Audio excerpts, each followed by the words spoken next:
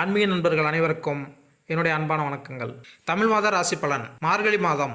மார்கழி மாதத்தில் சூரியன் தனுசு ராசியில் பயணம் செய்வதால் தனுர் மாதம் என்று அழைக்கப்படுகிறது.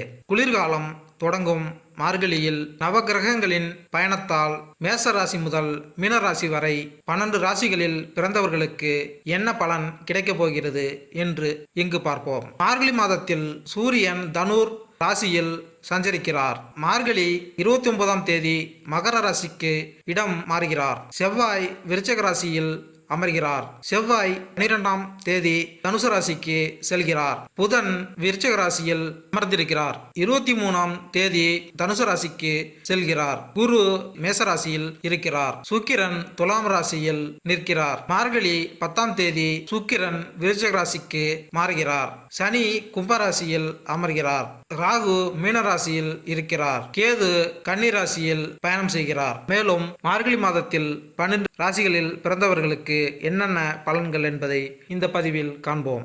மேசம் ராசி. வீரத்தை அணிகலனாக கொண்ட செவ்வாயை அதிபதியாக பெற்றுள்ள மேசராசி அன்பர்களே, விளையாட்டு பேச்சை மூட்டை கட்டி வைத்துவிட்டு வியாபாரத்தை கவனியுங்கள். வாடிக்கையாளரை வசப்படுத்தி விற்பனையை பெருக்க வழியை பாருங்கள். குடும்பத்தில் இருந்த குழப்பம் மாத இறுதியில் சரியாகி சந்தோஷத்தில் திளைப்பீர்கள். தொழில்துறைக்கு தேவையான ஏற்பாடுகளை நண்பர்கள் மூலமாக செய்வீர்கள். மார்கழி மாதமாக இருந்தாலும் மகளுக்கு திருமண முயற்சியை முன்னெடுத்து ஆரம்ப ஏற்பாடுகளை செய்வீர்கள். தை மாதம் புதிய தொழில் தொடங்குவதற்கு திட்டம் போடுவீர்கள். வாங்கிய இடத்தில் கட்டிய வீட்டை பூர்த்தி செய்து அடுத்த மாதம் கிரக பிரவேசம் செய்வீர்கள். உறவினர்களிடமிருந்து சண்டை சச்சரவுகளை நீக்கி உற்சாகமாக இருப்பீர்கள். இரும்பு சம்பந்தப்பட்ட தொழிலில் கணிசமான லாபத்தை பெறுவீர்கள். மேசராசினருக்கு தங்கள் சக்தியை சரியான வகையில் பயன்படுத்த முடியும். குடும்ப வாழ்க்கையில்